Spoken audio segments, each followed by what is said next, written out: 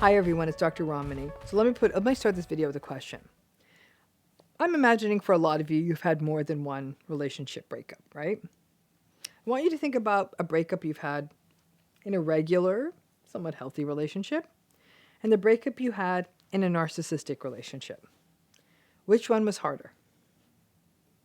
I'm guessing for the majority of you, the narcissistic breakup was harder. Even though you're probably going to be better off without the relationship, it was harder. So in this video, we're going to break down why our breakups from narcissistic relationships, narcissistic breakups as it were, why are they so much harder than other kinds of breakups? So most people, and if you haven't, you're unusual and you're probably not watching this channel, but most people have had their heart broken. It may have been an unrequited crush in high school. It might have been a relationship that had to end because of a move. It may be a person who left you for someone else. It may be a person that fell out of love with you. Most of us have been there, right? But, and like I said, I pose this to you. Please drop your answers in the comments so we can learn from each other. Did you have a different experience of a broken heart in a narcissistic breakup compared to a garden variety, no narcissism breakup? My guess is yes, because in almost all cases, even though you may intellectually know that ending a narcissistic relationship, whether you ended it or not, is ultimately probably going to be your good interest, your best interest. I know it will be. You may be on the fence about that. But that and you may know that those cycles of breakup and makeup and breakup and makeup just always end up in the same place. You may recognize that this is toxic. The fact is, even though it's going to be ultimately better for you in almost all cases, the narcissistic breakups are so much harder. It sort of defies logic, as most matters of the heart do. And why is that? So let's break down the 5 reasons narcissistic breakups are so much harder than other kinds of breakups. Number 1, trauma bonding. This is really the main reason.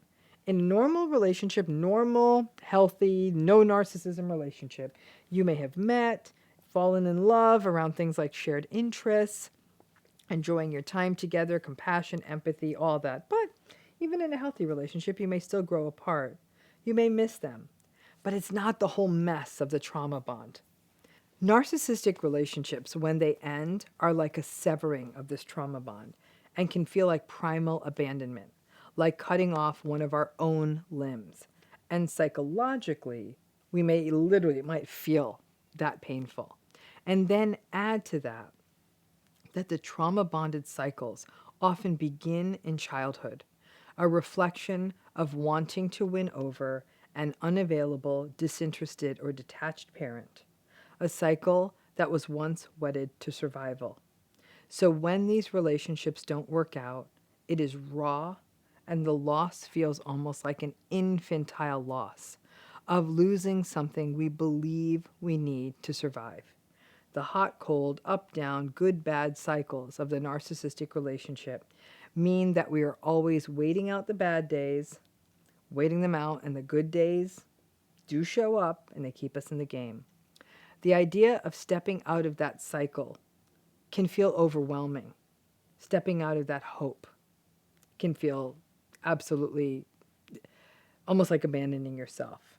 So even if intellectually you know that this relationship ending is the best thing that could ever happen to you, the trauma bond is felt. It's not thought. So that feeling in our body, a literal heartbreak, a nervous system fear response, means that when these relationships end, intellect goes out the window, and the primal patterns that the trauma bond are associated with means that these relationship endings can create cycles of rumination, obsession, anger, fear, and abandonment. Number 2 reason that these breakups feel harder are self-blame and confusion. Another reason that the narcissistic relationship ending feels harrowing is the self-blame and the confusion. After enough time in one of these relationships, you really start to believe that you're the one to blame, or that at least that there is something you can do about it. One more chance to try and fix it, to even try and change them. This is an extension of the trauma bond. It has to be me. I can be better.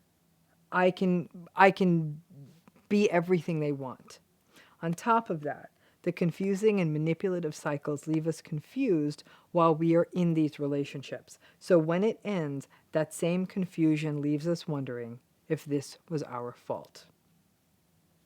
Number 3 reason that these breakups are worse is that the fear is that the next person is going to get all the dazzling, interesting narcissistic stuff. Hope is a tough burden in a narcissistic relationship. We maintain hope that it could get better, and that can fuel the sunk cost fallacy that is every narcissistic relationship. I've put so much into this, and I want those dazzling early days back. I want those happy and fun days. I want them back. Well, they happened, so they must be able to happen again. And then there's that fear that you don't want the next person to get that zazazoo that you had in the beginning, that you don't want them to get the better version of them. The better version doesn't exist, but your heart doesn't believe that. And the fear that they will bring that love bombing to the new person or move into a new relationship quickly, which they often do, means that either the fear or the reality that they could move on so fast takes a broken heart and breaks it again. In normal relationships, when they end, people do take a breath for a minute. If you actually really, really did love and care about someone, it's pretty hard to throw yourself into something new. For narcissistic people, relationships are about supply, and they need supply. So replacing your supply with new supply is just pretty much how it rolls. Number 4 reason that these breakups are so much harder is the gaslighting. After your reality has been denied for so long, it's hard to know which way is up. You actually get indoctrinated into believing that you need the relationship, that there is something wrong with you. So when it ends, you may believe it ended for reasons that aren't true or even based in reality. You may even believe that they are good, you are bad, it's your fault, you can't live without it. Operating in this reality stolen environment when the relationship ends, many people almost feel that they can't see the future. It's a bit like getting out of a cult. It's confusing and destabilizing, and every narcissistic relationship is basically a cult of two. The 5th reason that the end of these relationships is so difficult is that other people don't get it, and the enablers out there.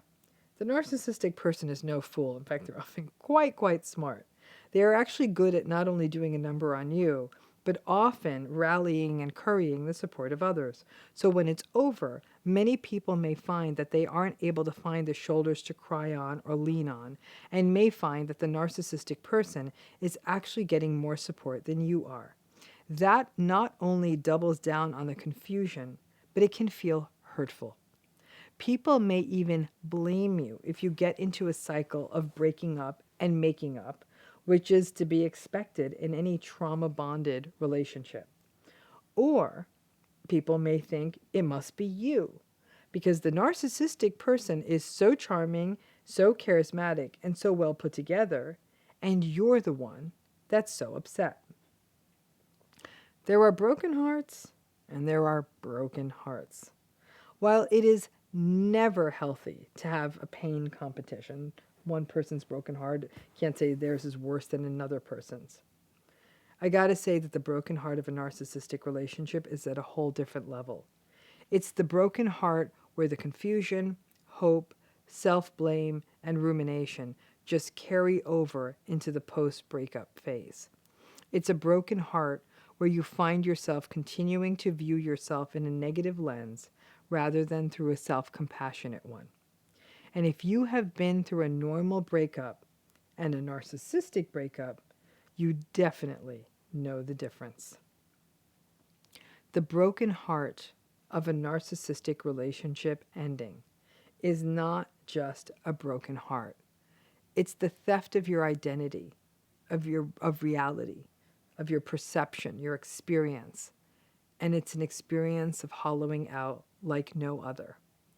So lots of people will wonder, I've had broken hearts before, and they didn't feel like this. And we'll often get confused and think, Maybe I'm still in love with this person when it's the narcissistic breakup. No. When we leave healthy relationships, we may feel a sting. We may miss the person. But what doesn't happen is that our psychological insides don't get turned inside out where we don't know up from down. We know very much who we are. We may have just had a journey with that person and can let it go. Narcissistic breakups are a whole different thing. And it's not then the trauma bond makes you think that you just got to keep repeating that cycle. And many of you know that that cycle can last a really long time until you finally do land on that broken heart. And if you can get to the other side, that's where the real healing begins.